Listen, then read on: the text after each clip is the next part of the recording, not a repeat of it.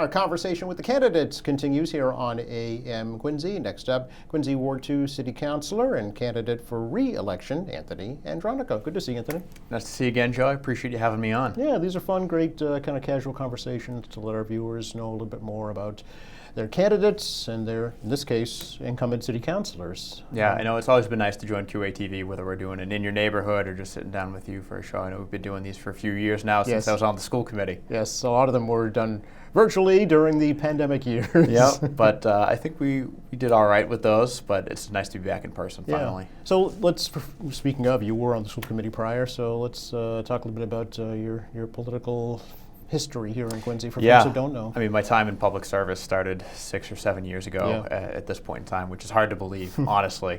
But I first ran for school committee because I just wanted to give back to the community itself. You know, we focused on career and technical education, making sure that there was a better communication between QPS and families at home. And you know, we did have a few unexpected things thrown in there. Had to do a superintendent search for the first time in 20 years. Right. Obviously, COVID, closing schools, and then reopening and figuring out what the best way forward was for our students, their families, and of course, our staff. So that was an interesting time, certainly in public service.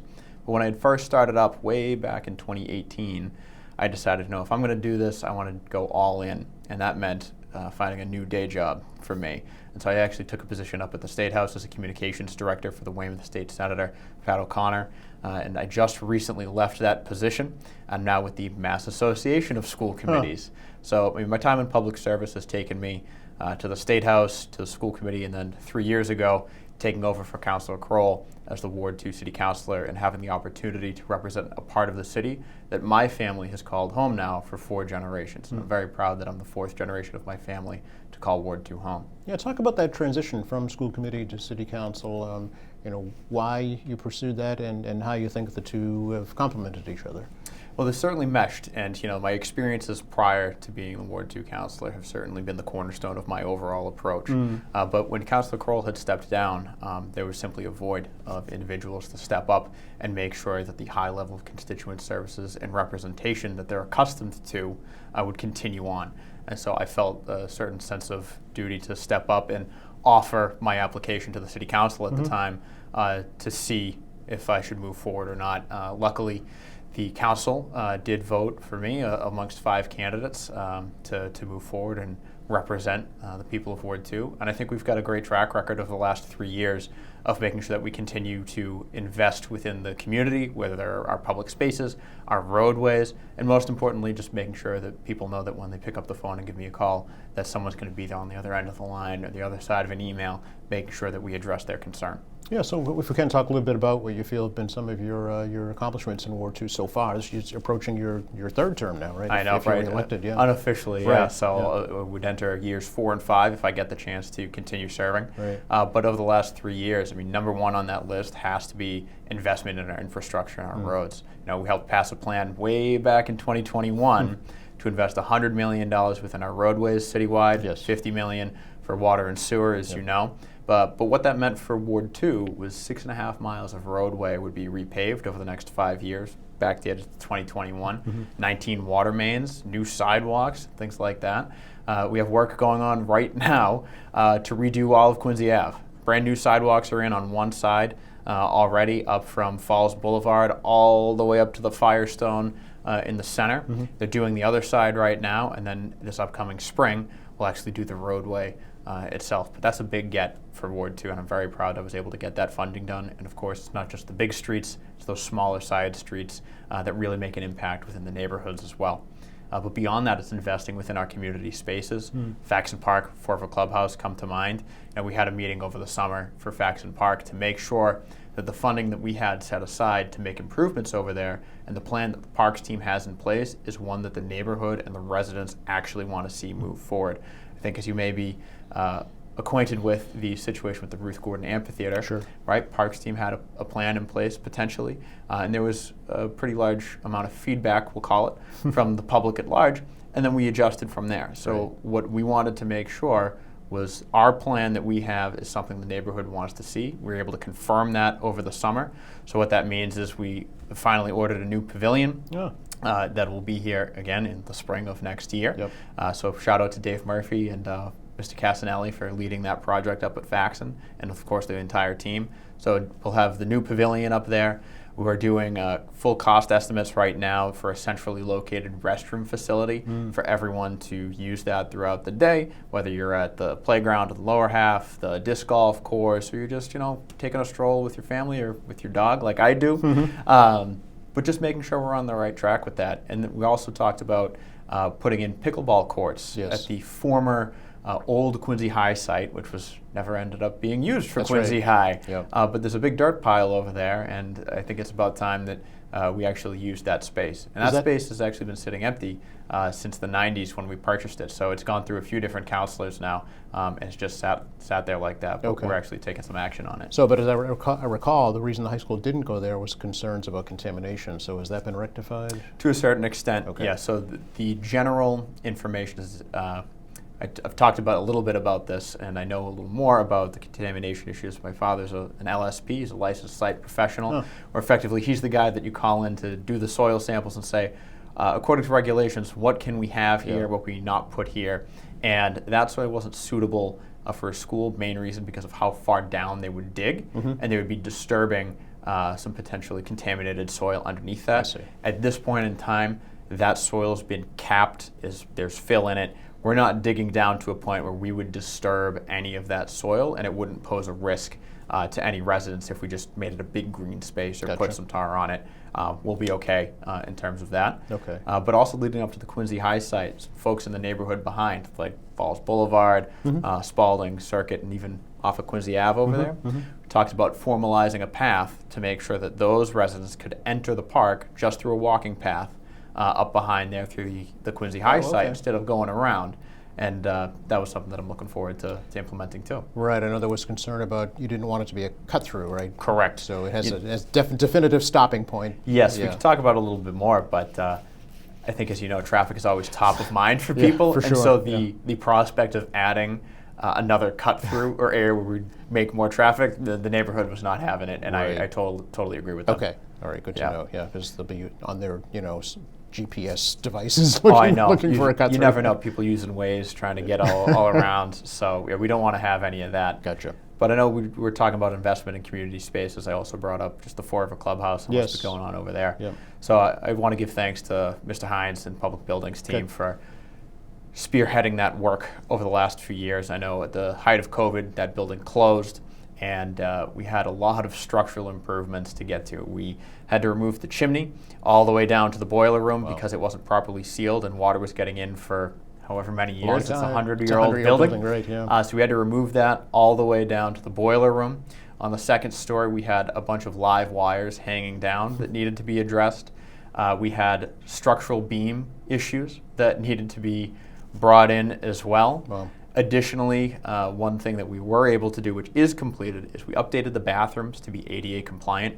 And now instead of needing to go to that room on the left when you first enter to access the bathrooms, you can actually access them through the main hallway. Oh, what a concept. I know, right? So now what we'll have when the space is fully open is you can have that room on the right separate and the room on the left, and we can have multiple events happening in there at the same time, and no one has to go through someone else's event to use the facilities. So that'll be done. The room on the right-hand side is back open again, which I do appreciate the team doing.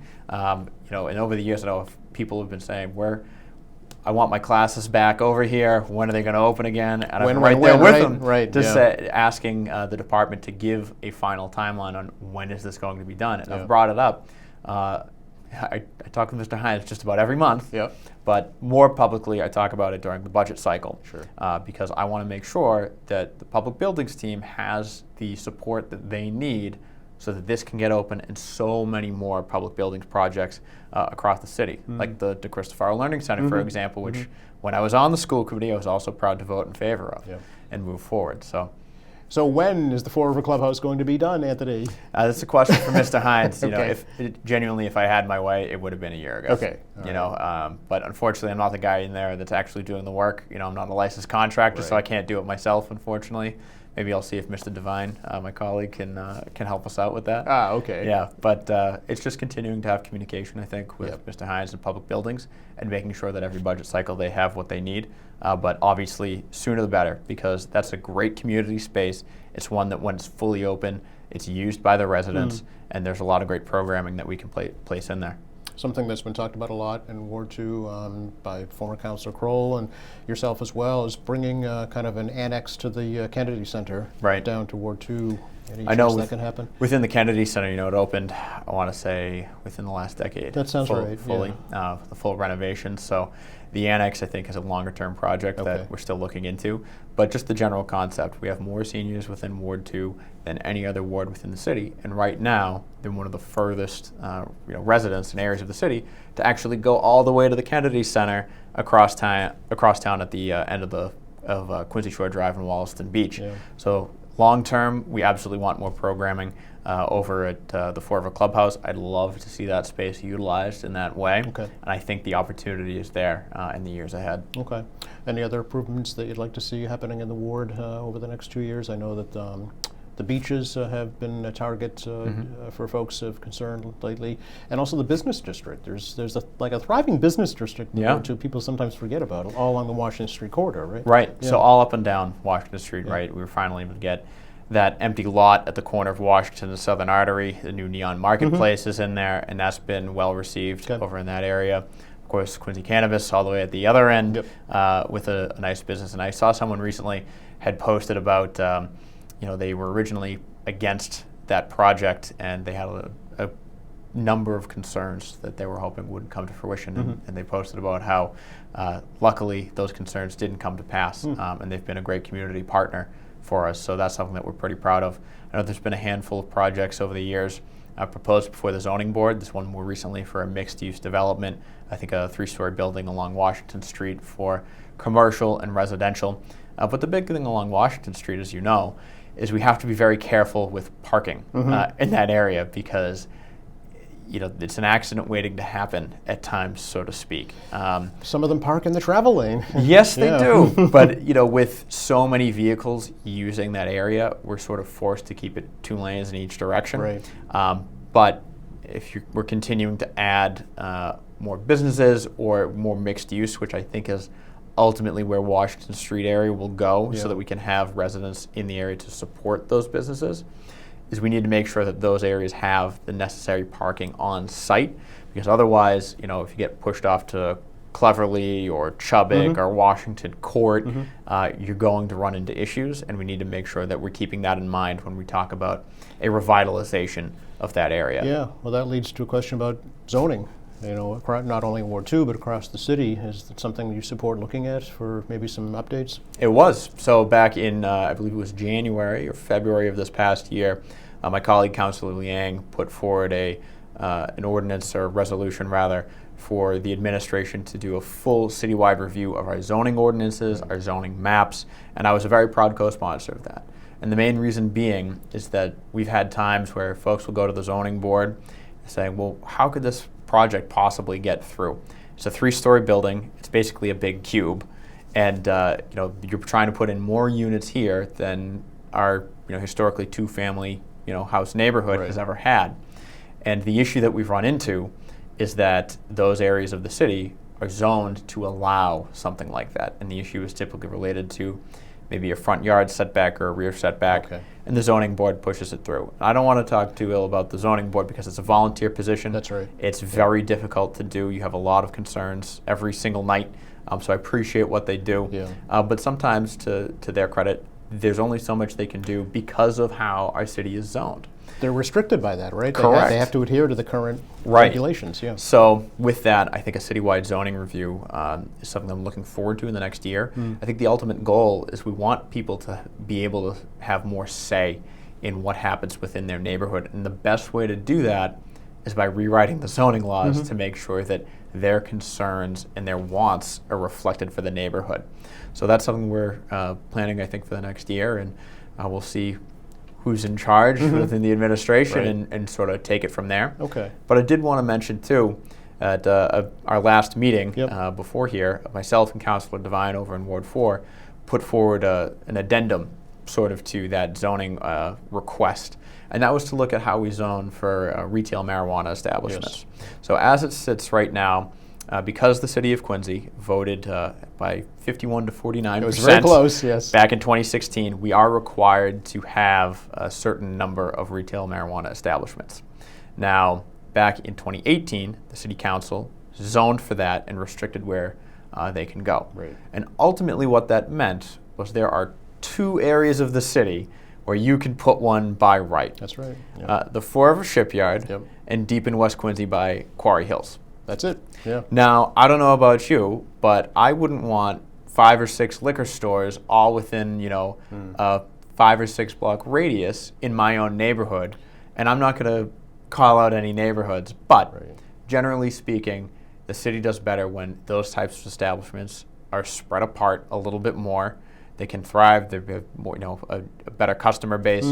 But more importantly, it's a detriment to a particular neighborhood. And so what Councilor Devine and I have asked as part of that zoning review is to look at how we zone for retail marijuana establishments.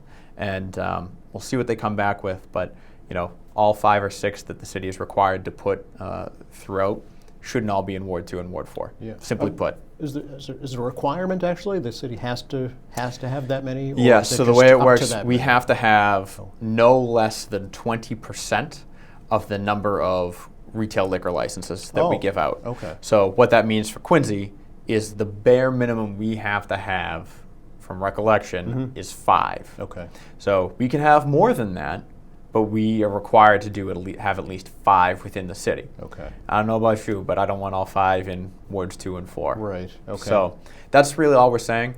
Obviously, we want to make sure that that type of facility continues to be regulated at a high level. We don't want anyone under the legal age of 21 obtaining that substance, and making sure that we're still doing right by residents across the city. But I think there does need to be a little bit more of a review so that one area of the city doesn't bear the brunt of that. We should talk about, especially ever since redistricting happened, is the geographical area of Ward 2, because that's Yes. changed a little bit, right? Just a touch. bit, yeah. But basically, we're up starting in Penn's Hill, Yeah. and then we go all the way across over to Quincy Point. Dividing line, roughly speaking, is Independence Ave Franklin through Street, yeah. Franklin Street, and then you go across to Elm, you go down Washington Street, and then I believe we cut back up on, not Edinburgh, but over by River Street area to Southern Artery. Okay. So right about over there. So the furthest we go is like Cove Way area, all the way up over to Penn's Hill, where you're, 5-10 minute walk to the Independence Ave gate, over to Quincy Adams. Right. So it's a very diverse neighborhood. Yes, yeah. But I think most importantly, I might be a little selfish here, but I think we have some of the best residents in all of Quincy. I appreciate that, my constituents speak their minds. They let me know how they feel about things, and that I can have a better feeling of where they'd like me to be on the issues. So I appreciate what they do for me. A big part of the constituency, as you're well aware, is the 1000 Southern Artery Senior Center. There have been some concerns there about safety, both inside the complex and outside the complex. Can you update us on Sure. The improvements that have been made there? Yeah, absolutely. We had a coffee with a cop this morning with Ward 2 Community Officer Steve Cleary. So I want to say thank you to everyone that came out for that.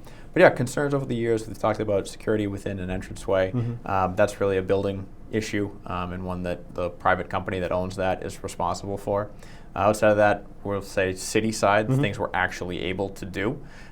They've asked for a bus stop outside that facility, a covered bus stop, so that they don't have to wait in the rain. We've been coordinating with the MBTA. I'd like to give a big thanks to Ed Grennan at TPAL within the city for leading that coordination.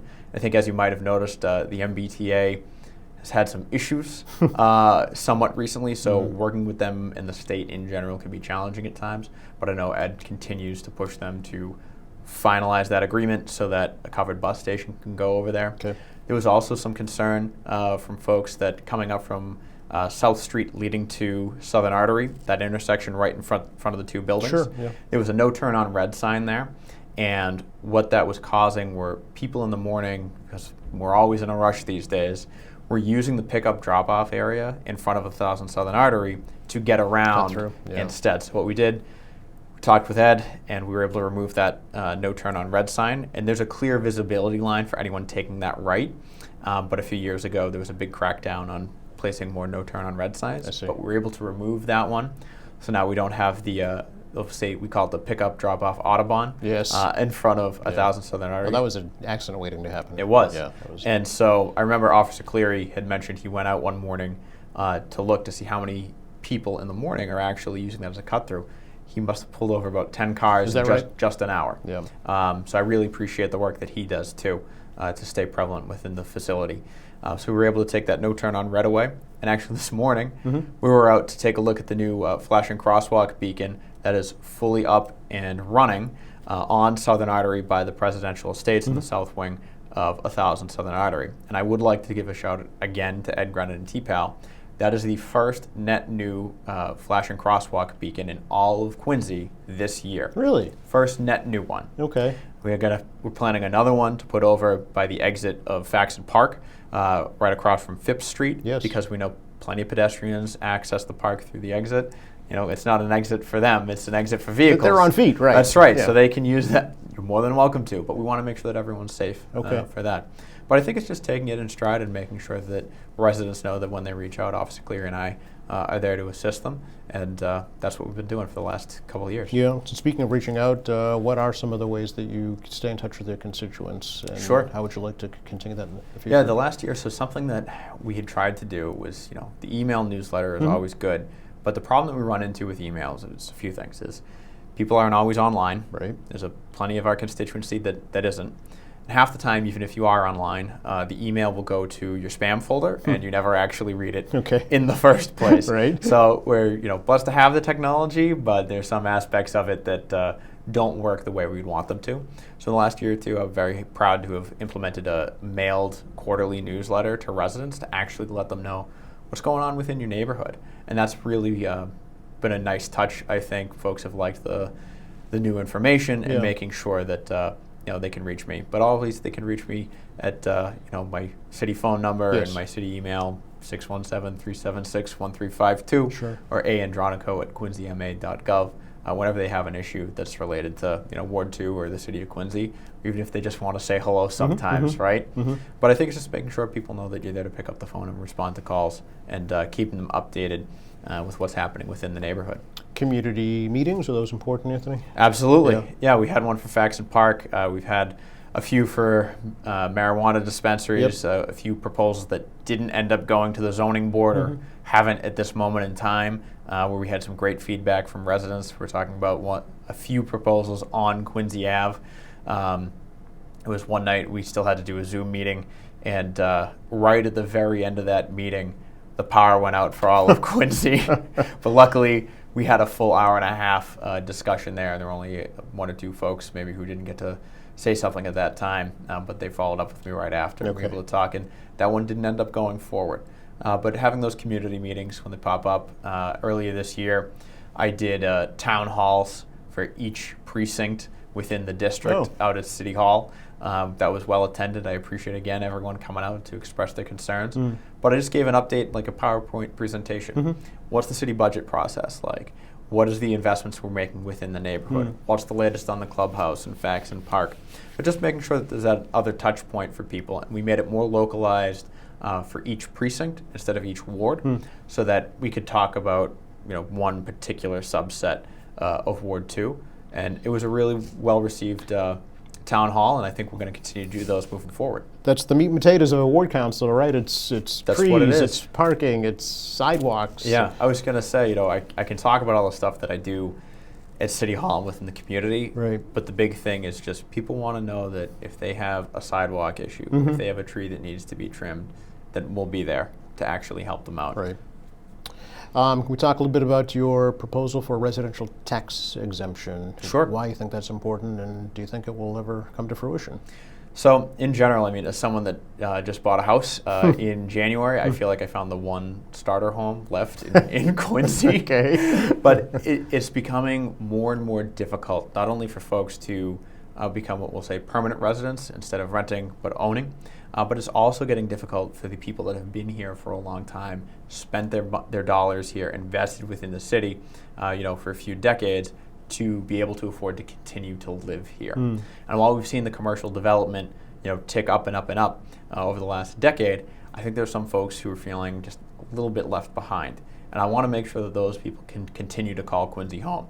So the residential property tax exemption, which we had put forward this past session, and I'm very proud co-sponsor with a number of my colleagues on, would allow an up to 35% reduction in property taxes for owner-occupied homes who have been owner-occupied for at least 15 years. Okay. So moving forward, what I'd really like to see is a good faith effort by my colleagues on the council and by the administration to maybe slowly implement the residential property tax exemption. We can do up to 35%, but that doesn't mean it has to be 35% when we first started. Okay. You could do 3% each year. You could do 5%. But just to show that good faith effort of slightly reducing those property taxes so folks can continue to stay here. And I think moving forward in terms of feasibility, that a phase-in approach could assist. And more importantly, we're going to have to continue to pay attention to spending levels and making sure that just budget-wise that maybe we're factoring this in or trying to factor this in as commercial development increases. Right, that was the main concern raised by the administration is how do we afford that? How do we make up the lost revenue? Correct. And I understand, we are making a number of investments that I genuinely feel are vital to the health of the city moving forward, whether it's public safety complex, the DeCristofaro Learning Center, just different things like that. Our roadway, we talked about $150 million investment in our roads. These things are all important and they have to get done. But new schools, I know one over in Squantum is starting up, but there are, I think, competing priorities that we need to continue to balance, and this should be a priority for us because these are the individuals who were able to get us to a point to afford to do the things that we were just talking about. Okay. Something else I know you were passionate about was having the administration clearly spell out how it used the COVID relief funds. Right. Do you feel that they satisfied your request? I would say at this point that they have. Okay. Towards the middle, we'll say, of COVID, somewhere around there. Yeah. Between the ARPA funding and the ESSER funding for the school district, which that's school committee business. I don't want to cross those lines. Right. But in terms of ARPA funding, we had roughly $45 to $50 million in ARPA funds, federal COVID-19 relief funds. And there was a question for a while about where's this funding going? Whoever holds the corner office, the executive, is free to spend money from the federal government however they see fit. They do not need approval from the council. But with that said, that doesn't mean that you shouldn't let everyone know what's going on.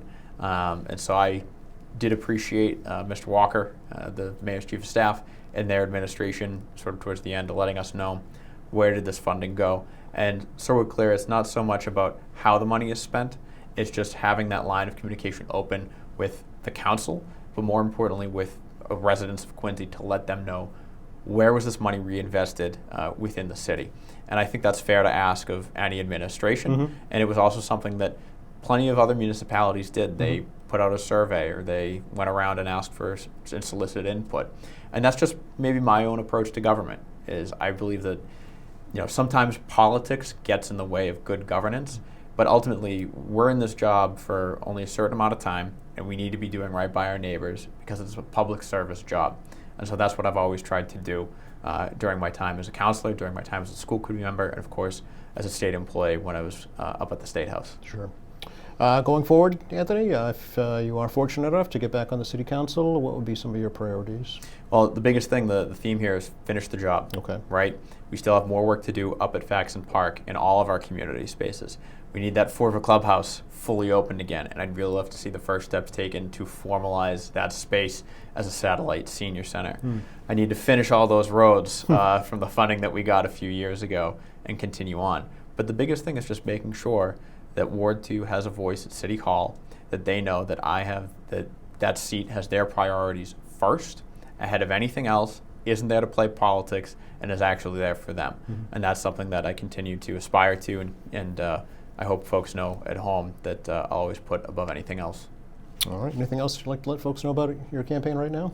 Sure. I mean, we have a couple science standouts coming up. If anyone is interested or they want to learn more about my campaign, you can always go to www.voteandronico.com, or you can always reach out to me personally at 894-5601. And that's the non-city line, so I can actually talk politics on that. Because Okay. we want to make sure that, ethically that those items are separated too. Sure. Great to talk to you. Thanks for coming over. I appreciate the time. Thanks, Joe. You're very welcome. And thank you for watching us here at AM Quincy. I'm Joe Catalano. We will see you next time.